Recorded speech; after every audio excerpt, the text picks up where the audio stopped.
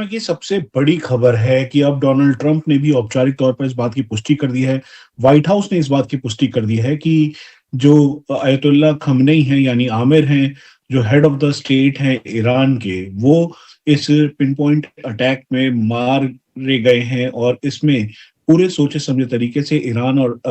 जो अटैक किया गया ईरान के ऊपर अमेरिका और साथ में इज़राइल ने मिलकर किया। इसमें पिन पॉइंट अटैक किया गया, इसमें पूरी तरीके से उनकी पूरी जानकारी मौजूद थी, जानकारी के साथ-साथ उनकी डिटेल मौजूद थी कि कहाँ पर वो हैं, किस कमरे में हैं और उनके साथ कौन-कौन है, फैमिली में कौन-कौन मेंबर्स हैं, उनके सिक्योरिटी गार्ड्स कौन हैं। इन सभी चारों तरफ से इनकी घेराबंदी की गई और घेराबंदी करने के बाद जब मिसाइल अटैक हुआ, करीबन 30 के लगभग जो मिसाइल्स हैं, रॉकेट्स हैं, वो दागे गए और उसमें पूरी तरह से वो मारे गए हैं, ऐसा अमेरिका और इज़राइल का दावा है। इज़राइल की जो टॉप लीडरशिप है, साथ में जो बेंजामिन नेतन्याहू हैं, उन्होंने भी इस बात को औपचारिक तौर पे कहा। साथ में डोनाल्ड ट्रंप ने इस बात की पुष्टि की, लेकिन ईरान की तरफ से अभी कोई भी बयान नहीं आया है। ईरान ने कहा है कि इस पे कहना बहुत जल्दबाज़ी होगा, वो पूरी तरीके से ठीक हैं। ऑपरेशन रूम के अंदर ऑपरेशनल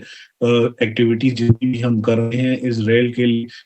के खिलाफ और बाकी जगह वो उस सब का मुआयना कर रहे हैं। तो ये अब तक की सबसे बड़ी खबर है। अमेरिका और इज़राइल ने एक बड़ा दावा किया है कि अयतुल्ला खamenei जो कि ईरान के आमिर हैं यानी हेड ऑफ द स्टेट हैं, वो इस हमले में हैं। लेकिन ईरान ने साफ तौर पे कहा है कि ये बेबुनियाद खबरें हैं, वो पूरी तरीके से ठीक हैं और इस समय एक ऑपरेशनल बंकर के अंदर हैं। ईरान के ने इस बात को भी कहा है कि इज़राइल या फिर अमेरिका के पास कोई भी ऐसा बंकर पियर्सिंग एरिया नहीं है, जो कि पहाड़ को काटते हुए अंदर जा सके और इसीलिए जहाँ पर उनको रखा गया है,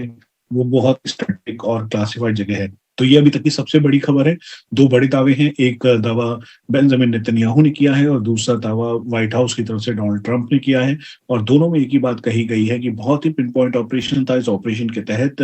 जो आमिर हैं यानी अयतुल्ला खamenei उनके बारे में पूरी जानकारी थी, उनकी डिटेल्स थी, उनको डिटेल लेने के बाद उनको पूरी तरीके से लॉक किया गया, ज़ीरो इन किया गया और फिर उसके बाद कई 1, 2 नहीं बल्कि 30 के लगभग मिसाइल्स दागी गई, जिसमें वो पूरी तरीके से जिस जगह पे वो थे, वो क्षतिग्रस्त हुआ, वो मलबे में तब्दील हो गया और उसी में उनकी मौत हुई है। तो ये एक बड़ी खबर है, अगर ऐसा सच है, अगर ऐसा औपचारिक